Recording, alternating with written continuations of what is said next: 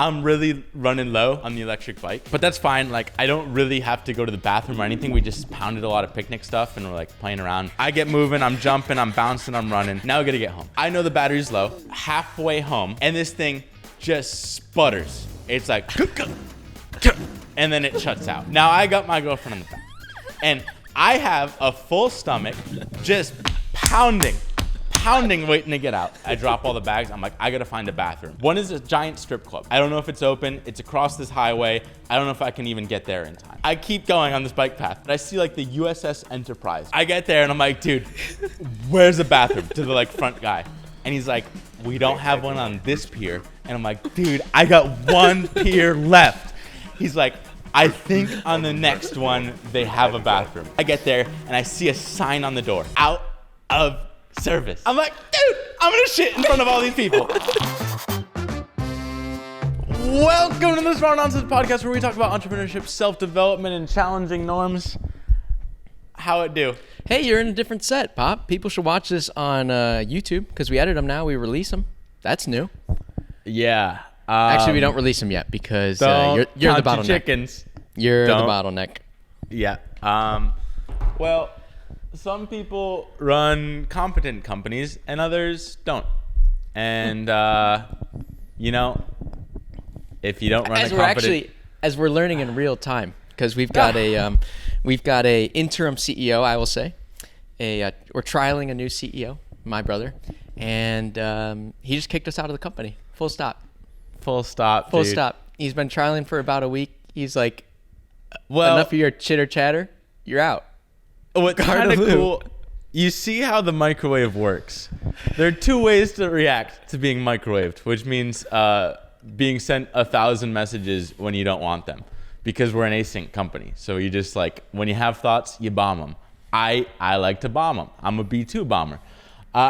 So in my strafing run, I got a lot of collateral damage. I'm gonna run with this analogy till it dies. I caught Jack, who has a family, plenty of kids at home, and a real job, and he's just like, you guys got to get out. I know you're talking about stuff. It's like finding product market fit. That's important. Let me do that, guys. Yeah. Let me do it. It's funny. I'll read exactly what he said. He's like, Dylan, and I'm quoting this from our text messages. Call at 4? ? Nothing specific, but we should probably talk. I only understand 40% of the stuff you text. Yeah. Got a family and a real job. Yeah. I don't know. All right. That's it's awesome, a good though. thing. It's a good thing because I'm like, I actually just texted you because we hired this sales rep, and then we're going to get into the giggly goo threads, but we hired this sales rep, and she's just like, she's proactive. She's like kind of going off and like doing stuff that we should have been doing a long time ago. So she like made a clipped media LinkedIn page, and she's like posting stuff. And I texted you that it's just like, oh, there he is. My bad, dude. He's late. I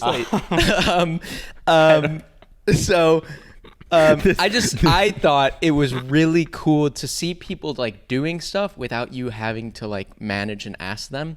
So I think it could be really cool if it's just Jack's ship, which it should be, or whatever CEO, like it should just be their ship, and then get us out of the way and just let us do what we do best, which is content.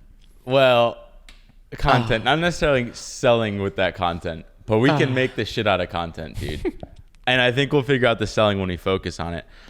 It's really awesome to see. It reminds me of Morgan Housel. He wrote like The Psychology of Money, I think it's called. Really good on all these topics. But he says... Did a pod episode on that book 2 years ago. Did we? Did clips too, I think. The Mongolians, that was a sick book. Right? His quote, I don't know if it's from the book, but it's, good company culture is paying people well and leaving them alone. It's like, yeah. Good thing we're not paying Jack at all and bothering him all day long. Yeah. See, some get in the microwave. Wait, hold on. Backtracking just a bit. We tried to bring in a COO in the past, a friend of the pod, Steven, a friend from Twitter. Dylan cooked him. Absolutely. Within 2 weeks, he was like, you know what? This just isn't going to be the right fit. I think I'm going to be honest. He blamed it on something else, but I think you cooked him. I think the only positive thing I've done for this company is start it. That's about like. Well, I think we could think say that for the humor, but it's not true. No, but like, okay, I don't mean like fake humility thing, but like I think it's just really funny. Like the key moments, it's like microwave Steven, who is gonna take over the company and get us out. I stopped you from microwaving in half. I stopped you from microwaving Nico. So we bring in a new COO. Right. I'm like, Dylan is not allowed to talk to him day to day. Not allowed. No, but you also, on the flip side, right, you crack the code on short form. You often crack the code on product. You crack the code on pricing. It's like these important things. Well, I don't know. But it's just funny when a lot of big moments, I guess with like every upside, there's a downside. And like my downsides are cut the company in half whenever I come in.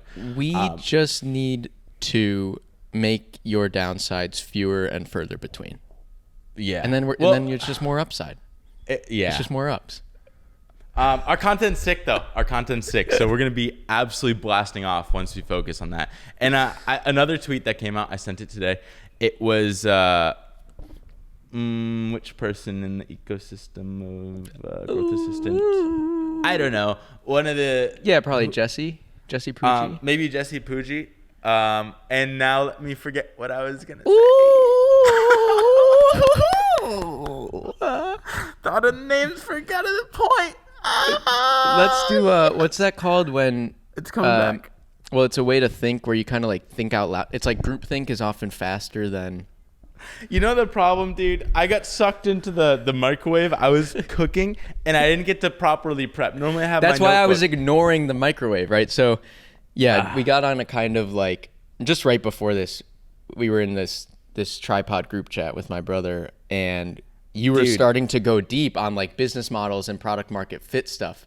And I'm eating my lunch. I'm like, I got to ignore that. We got the pod.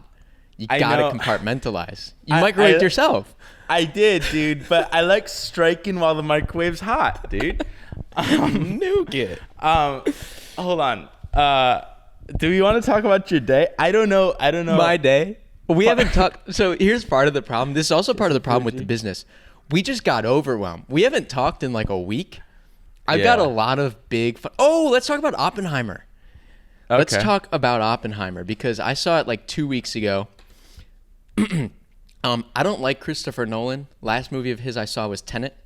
So I was like, I don't like a director that like makes things complex for the sake of making them like really heady and like I don't like that. Yeah. I think the mark of a good director is someone who can like take a complex thing and make it very simple. This was like the movie Everything Everywhere All at Once. I was like, it's kind of this complex like time warp portal, all these life lessons thing, but they made it very simple. You got it in the first 10 minutes. I don't know if I got it.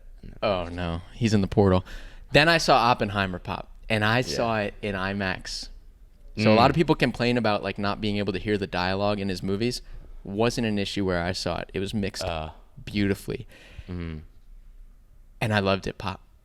I love that movie so much. I don't mean to like one up your IMAX, but I saw it in the biggest IMAX in the country.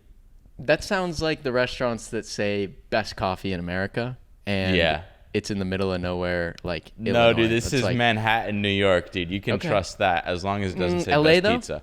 Hollywood? I actually don't know if it's the biggest. It's like one of the 14 biggest. I think it's the biggest. I saw a stat somewhere, but it's fucking massive. It's like three stories or something. It's one of those screens. It was shot on like 35 millimeter or something. I don't know what that actually means. 70? Most things are 35 millimeter. That's like standard. This was 70 millimeter. It was more like square almost. Right. He basically shot it for this screen. And so I saw it, and it's square, but it felt like I was watching a vertical TikTok of a movie. Oh. I was just like, whoa, this is wild. Where were you sitting in the theater? Deep, way back up high, which is good because it's a really big screen. I watched it at 10:30 in the morning too. Absolutely derailed my day. My day yesterday was fucking ludicrous. Well, I found out. So when I saw Oppenheimer, I usually see movies like at 7 p.m. and I fall asleep by like 9. I saw Oppenheimer at about 2 p.m. So I was in like a very thinky mood, and I was just enthralled. To finish on my point, I thought like he did this beautifully like full circle thing. His contrast editing where he just goes from like crazy loud to total silence, amazing. I thought the story was easy to follow. It was simple.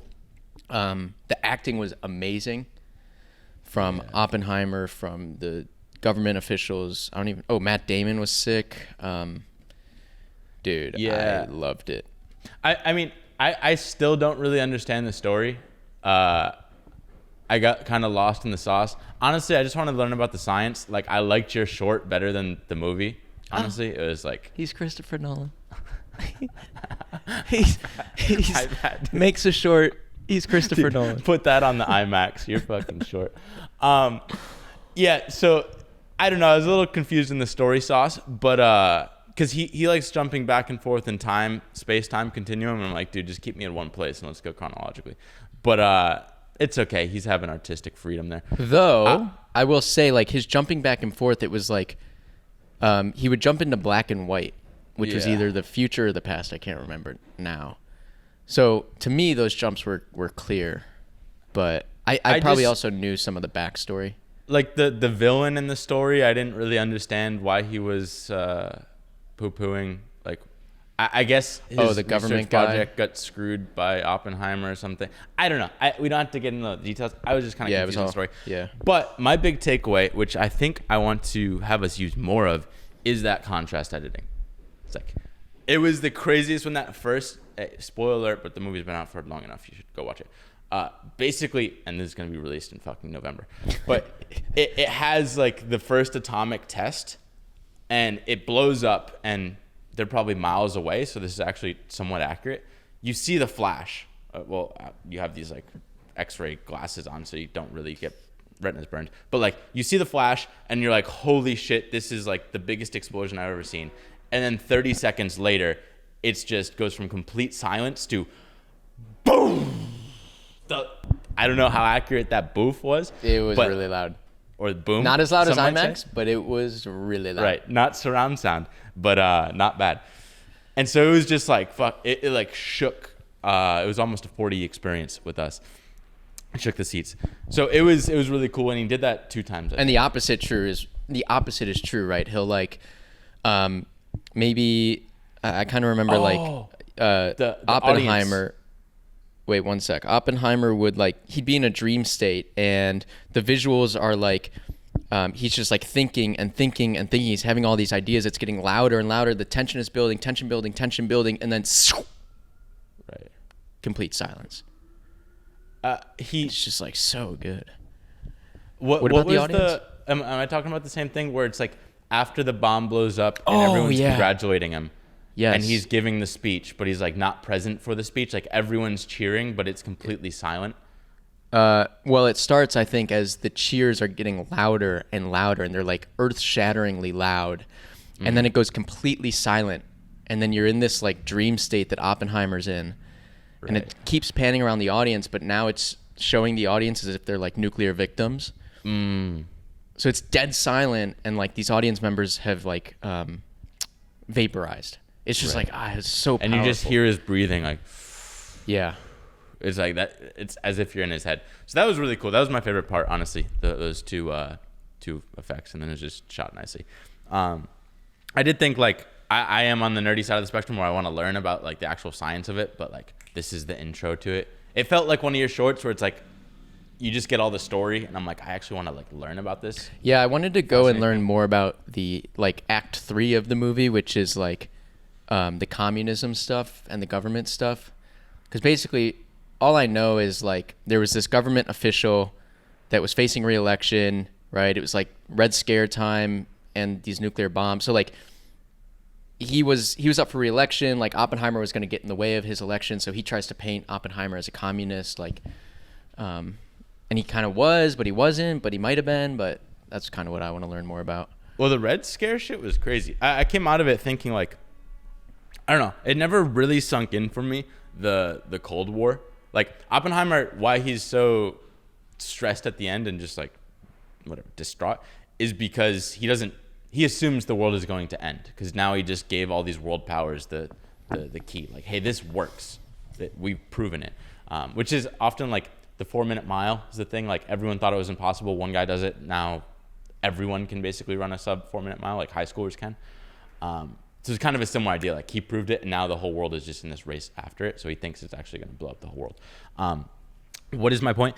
Like I didn't really understand how crazy it was that Russia built these hydrogen bombs, like the more powerful version of the atomic bomb, and was bringing them to Cuba, which is 90 miles away from Florida and could reach like all of the U.S., which is exactly. Is that the Cuban Missile Crisis? Yeah. Yeah, like I know nothing about that. Right. I think I did a research project in 8th grade on it, and my family's Cuban. Like we left Cuba right when that happened. But it's this crazy idea that like there were nukes like right on our doorstep, and like all kids in school, they like practice nuclear tests, like what happens when the bomb goes off. Like it's just something we never really had to live with or imagine, but we're really close to nuclear war. So I'd like to do a short on that probably. I'll see if I do shorts. I don't know if I do shorts, but I'm out of the company. So where were you all weekend, Pop? All weekend, dude. I was home. Because why look at the notes? That was like an MIA weekend, and you haven't gone MIA in like a while, like off grid MIA. Oh, I didn't text Usually you. you're just microwaving people. Yeah, just yeah, dude. Well, dude, even everyone like was safe. I was texting you and your roommate, and he was just like, Dylan disappeared. Like I have no clue where he went. Yeah.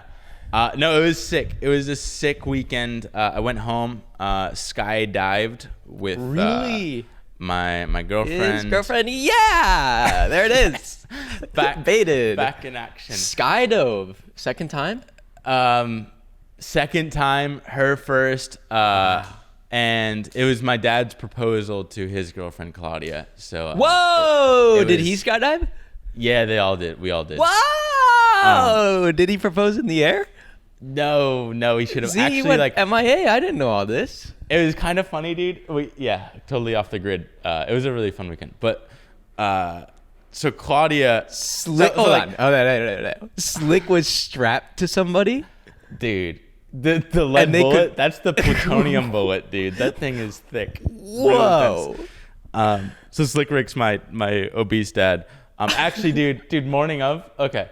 So we get into Providence where my dad lives, and then like the next morning we go and like play football. Like I'm playing football with my girlfriend, and I'm like, yo, Slick. Don't mumble it.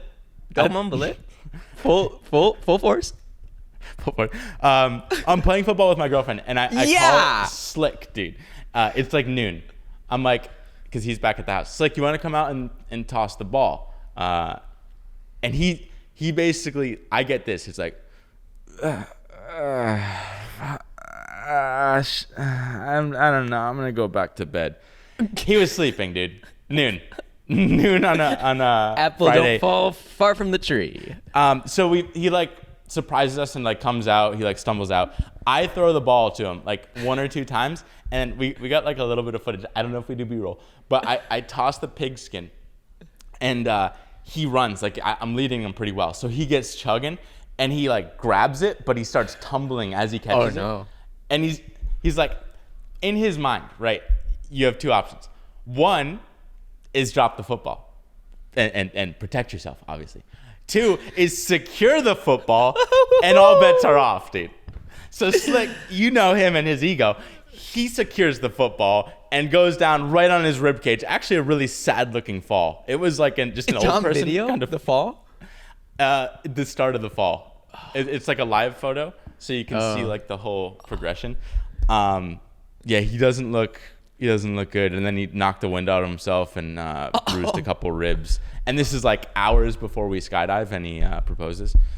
So we didn't know if he was going to skydive, and like, you know, it pulls up on your rib cage when the parachute goes. But that was cool, dude. They jumped out. We all jumped out, and the problem is though, like when we had these big like banners of like, "Will you marry me?" I don't think either of them saw it. Like in the air. It was like on the ground, so they'd see it as their big banners. And then when they landed, like Claudia, she's like hard of hearing, so she jumped, but like didn't have her hearing aids in. So like my dad does this whole proposal thing, and she can't hear a thing. And then he like dropped the ring. Dude, it was really funny. Dude, that's so awesome. But what I love most about She said yes. Yeah, well, she didn't know what she's agreeing to, but she said sure or something like that. let's fucking run this thing. Thought you were asking if she wants to go to lunch. She's like, yeah. Yeah, like get off your knees. That was cool. Went home. I sent a pic to the family too. Basically went to both of my family's houses, which is nice. Never. Yeah, my family's never seen a girl that I've been with, which is kind of interesting. Wow. My dad missed all 3 of the proms I went to. He didn't even know they happened, so he was like, He wasn't there? Or? Just never got the memo. Oh, didn't get the invite maybe. That could be an onus on me. But what did I want to say? Okay, a couple of things that came out of that trip. Actually, a lot of things. But he draws lessons from everyday life. Yeah, dude. Everyday life. Well, it's going back from like living in New York, Manhattan, which is like a nice area. Everyone's always like prim and proper. Then I go back and it's just like sweatpants. Like that's all you wear. It's like sweatpants and silky shorts. It's basically my childhood. And like, I really like this simple life. It's nice. Well, this was like me. So I've been living with my parents like the last 3 weeks. And I'm just like, wow, like life just moves slower in the suburbs. Yeah. And like, I don't want it right now in this chapter of life, but like, I'm just like, the evenings are slower. Just life is slower. And I think that's a good thing. Right. Yeah. Because all my days downtown are just like kind of a blur. It's just like this to that to here to there. The whole weekend was nonstop. And then I still end up like missing people. And it's like, dude, it's just like too much. But other takeaway, when we went to Narragansett, my mom's house, we had a family dinner, and dude, it's just my brother has one daughter, and she's like 5. What you were saying was so accurate about you go on vacation with kids, like kids take over everything. No matter what you're doing, they're just the agenda. They're like, hey, I'm gonna make noises, and everyone has to just like follow my lead. And it's like, dude, I do not want that anytime soon. Especially, I bet like she's 5. Yeah. 5-year-old only child, right? Like she's got no other siblings or friends that would dinner like to entertain themselves. Right. And that's kind of similar with my brothers. My brother's 4 and 1-year-old. Like they're not self-sufficient enough yet to entertain themselves. Yeah. So it's just like they are the agenda. It's really especially as a single. Like I would have back-to-back kids if I were to do kids, because it's just like now I have to be a child, because like all the parents, like they're kind of like it defaults to the youngest person. The youngest person just has to like be the friend of this kid. That's right. So I was going around playing, and then Peyton would do that too. And she's like, we were like my siblings and I, we were 3. This is kind of why I like 3. By the time my sister was probably 3 and I was 6 and my brother was 9, we just entertained ourselves. We'd play kickball or wiffle ball or whatever. We'd basically just come home from school and just like play either video games or outside until dinner. Yeah. But a couple years younger than that, and you just like can't. They're so dependent on adults. Well, I really liked Andrew Wilkinson, his approach to parenting. Not his whole approach, like I don't like most of it, but his whole goal as a parent is have the kids entertain themselves. Like I'm just gonna sit, like kind of like a company, like just like put the people in the playpen together and like give them all the good little games and things to play with. Like so he'll give them like only books or like good food to eat, or like just get like the healthy environment. And then you guys just rip. I'm going to be a boring parent that's just like off to the side. Granted, I want to be like the sports parent. Right. I was going to say the flip side of that is like, I think a lot of people default to that because they don't, like I see this with my brother. Like he's so busy from work, especially because he has like this pretty intense, stressful, like now it's kind of a banking job, right? Like works for Goldman Sachs. And he's getting cooked. So I also like, on that kind of Andrew Wilkinson vein, I see a lot of parents that they're like, yeah, just like kids go off and play with yourself, and they kind of like miss the formative years of maybe like engaging heavily with the child. Then I see like a Van Neistat who like gives his full attention to his kid when they're together. they have their time. They like go on adventures together, and he's like teaching his son to be like brave and courageous, and kind, and like all these things because he has the time to do it. So I could very much see like, and I think Sean is more like this, where like he's like, I'm in the dad season of life. Sean Puri. Where like I know it goes fast, so I want to like when I'm with them, I want to have my actually. He says he's guilty of not doing that because like he'll just be on his phone and like multitasking when he should really be giving 100% of his attention to the kid. Well, I was watching a Nick Huber interview yesterday, and he was talking about like marriage and kids, and he was basically like, "Hey, 0 to 5, that's really the mom's era. It's like she's just. It's not really like a fully formed kid. It's really just like love and attachment and like I don't know, just being like nice to your kids. But then once it can actually like think for itself, then he sees his role as being more important, or like compared to before. So that's when like the dad comes in, at least for sons, and like teaches them like things. And I'm trying to be a stay-at-home dad, so yeah. hopefully His other Jack thing can figure though, this business out. like stay-at-home dad and stay-at-home mom, I think that's the dumbest idea ever. Like, how I don't get how parenting can be even a job. Oh, but it's not the parenting. It's like childcare.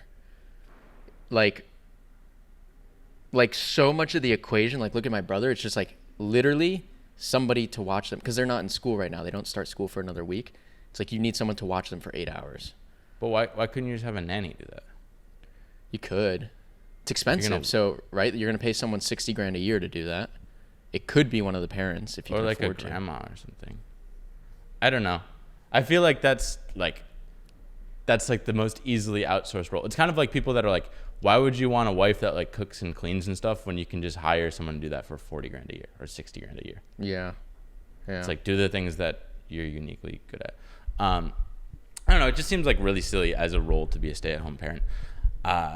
But hey, dude, I don't know. Did I look at my phone for any threads? Sounds I don't like know. a great weekend. The tea's really weird. I think we got time for one more thread. Let me see if any of mine are related. Oh, yeah. So, we can go out on a giggly goo because I think this happens to you more than me. I was driving to work the other day, speaking of kids, and I think I got a bug from one of the kids. And usually when I get a bug, it's respiratory, lungs, throat, nose. This bug was gastric, Pop. Oh, that's the worst. And this doesn't usually happen to me. This has probably happened to me twice in my life. But I'm driving. I'm about 10 minutes away from parking at my apartment, and I thought I was going to shit my pants. Not only thought I was going to shit my pants, I was pretty much like, I mean, do I pull over and just lay one out on the curb? Do I just let it happen in my pants because I'm sick and like it is what it is? So that was me still getting over that. But I feel like maybe I'm wrong, but I feel like you've had a lot more of those instances. Dude, I had one last like, week. That's what I mean. Did I tell you this one? Like, I don't really get diarrhea, but I feel like anytime we're traveling or like, I don't know, I just picture you often running to the bathroom and just being like, I just like, I couldn't. Dude. No, so last, it was like a week, maybe 2 weeks ago. I forget. It was my roommate's girlfriend's birthday party. And so we all go to Central Park and like have this nice picnic. Roommate's girlfriend. Her birthday party. And so we're at this picnic and like Central Park's kind of far and I was in Brooklyn earlier on the electric bike. And so like I'm really running low on the electric bike of like I got to Central Park, but I got like 60 blocks to get home. And I don't know if I got the T level. The battery level. Battery. But that's fine. Like, I don't really have to go to the bathroom or anything. We just pounded a lot of picnic stuff and we're like playing around. But at the end, like everyone left and my girlfriend, she's like, hey, you want to toss the pigskin a little? Because she knows I'm a dog. I like playing catch. And now in my head, I'm like, it's beautiful out. People are all around. I want to play catch. I want to play sports and stuff. But I know that's shaking it up. And by shaking it up, I mean shaking up the colon. Oh, no. Oh, no. I just pounded a lot of food. Everyone laughs at me because I eat more food than anyone at the picnic. Luckily, I bring more food, so it kind of balances out. But I get moving. I'm jumping. I'm bouncing. I'm running. And, well, right. So most people snack at a picnic. You ate a meal, it sounds like? We showed up with Subway sandwiches. And everyone's like, you're really going to eat Subway sandwiches, footlongs, at this picnic? And that was just the appetizer, dude. Never mind the charcuterie board that we slammed. And then I had a couple pints of blueberries, half a watermelon. Dude, I slammed at this picnic. And so that's fine, dude. This thread is so much more fruitful than I thought it was going to be. Dude. I couldn't remember a specific time this happened to you, but now I realize it happens to you all the time because you'll eat half a watermelon. And right. Your dad. That's right. He shit his pants. I can't remember. He shit his pants a lot, dude. Growing up, he'd go to the bathroom. Like he'd just like randomly stop at a gas station, run in, and like come out with no underwear on because he shit himself. Didn't you tell me? Wasn't it kind of recently he came out of somewhere and had to throw his underwear away? Or you guys were driving together? You told maybe our neighbor shit his pants. It's just a bunch of degenerates. It was like having a conversation with my dad and my neighbor just shits his pants because they're drinking buddies. But my bad, dude. Dude, I haven't shit my pants since I was 4 years old. That's why right. I bring this up. Yeah, well... Like I saw red. Well, I literally was like, do I run into that Target? Like, do I pull over? Like, whoa, do I just, I was like, do I pull my pants down and like go over the passenger seat and just like let it down by the foot of the passenger seat and I'll go to the gas station and clean it? If you're lucky, I'll tell the Argentina one. But dude, any sort of travel, I like to eat things that are basically they warn you don't eat the like any sort of street food or fruits or like anything they wash with the local tap water. I eat that because it's cheap, almost solely. Cheapest. It's cheap and everywhere. Almost solely. Okay, so I'm in Central Park, playing around, ate a lot of food. Now I gotta get home. I know the battery's low. Right about a third of the battery's left, which is fine.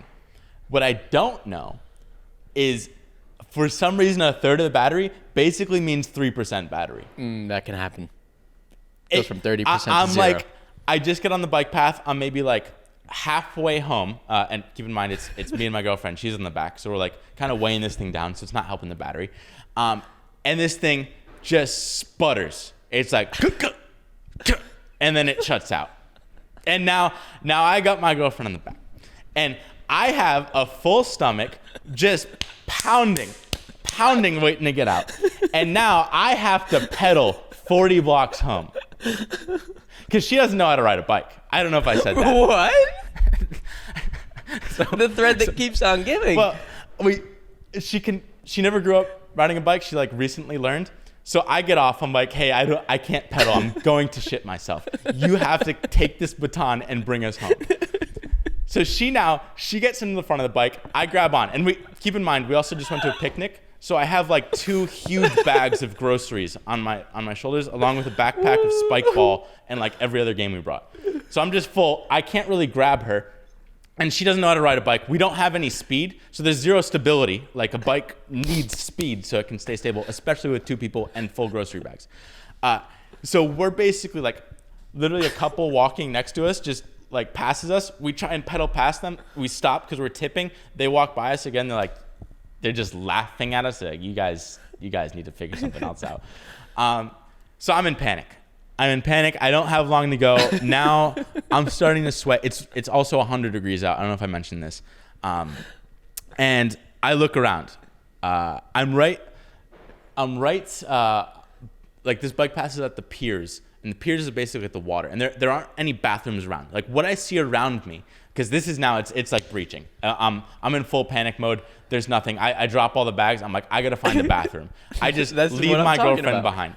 She's literally stranded alone. I took the bike too. I get the bike and she's alone with all these grocery bags. I'm like, I'm gonna go find a bathroom. You save yourself. So I look around and what I see, basically only one real option, but like 2 big landmarks. One is a giant strip club. It's a strip club, but it's like 5 p.m. I don't know if it's open. It's across this highway. I don't know if I can even get there in time. And can So I'm you like, use, right? Sometimes they don't allow the public to use the restroom. So I was doing all those calculations. I was Right. like, what place has a no code door in their bathroom that I can bust into and shit everywhere? Right. Who's gonna let that person in? No one. Especially if they don't have dollar bills. So I'm like, okay, I'm not gonna make it. That's like too far away. There's too many complications. I don't even know if it's open. I can't commit to crossing this highway and get there and it's not open and just shit my pants in front of the strip club. That's not the way I want to go out.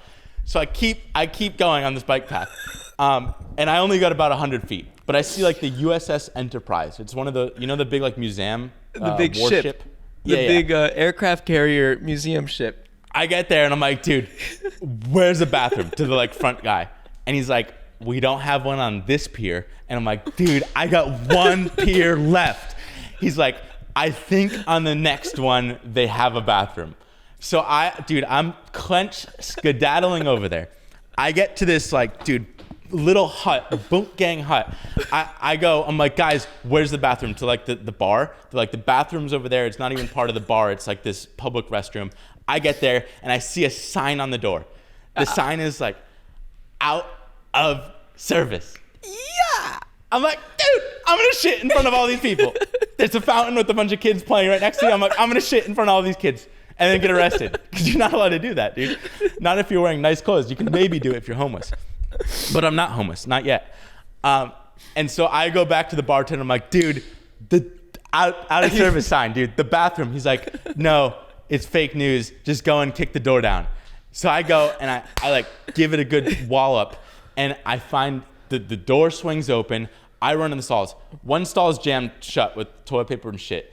The next one, same deal. There's only one left. There's the third one.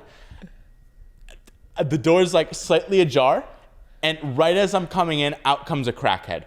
Oh. Just.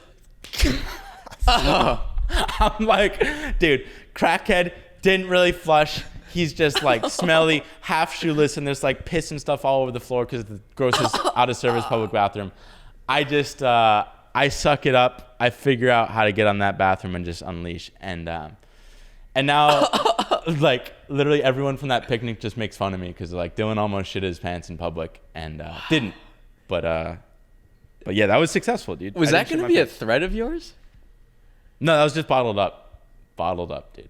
Dude, I can't even imagine. I know how many of those there are. Just so many stupid things like that you bottle up, and it took my dumb thread to uncork it. Yeah. We gotta go, dude. 6 story. Gotta Oh, that means shit.